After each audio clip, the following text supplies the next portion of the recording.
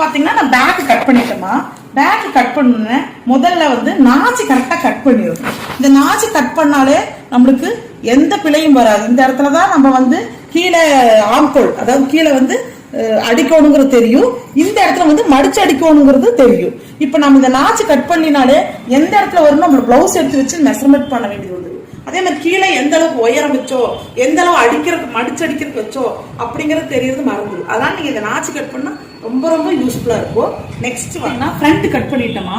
ஃப்ரண்ட்லயும் பாத்தீங்கன்னா நான் notch cut பண்ணிட்டேன். எல்லாத்துக்கும் நாச்சு கட் பண்ணி நாச்சு கட் பண்ணிட்டோம்ல, இனி நம்மளுக்கு தப்பு வராது அப்படிங்கிற ஒரு எண்ணம் மட்டும் வைக்கவே கூடாது.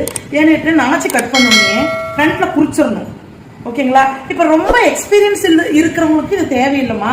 அவங்களுக்கு தெரியும் எப்படி தைக்கணும், எந்த பக்கம் ஃப்ரண்ட் எந்த பக்கம். இது பிகினர்ஸ்க்கு வந்து கண்டிப்பா வந்து நாச்சு கட் பண்ணணும்னே இந்த மாதிரி அந்த கப்போட பாயிண்ட்களை குறிச்சிடணும். குறிச்சிட்டு கையோட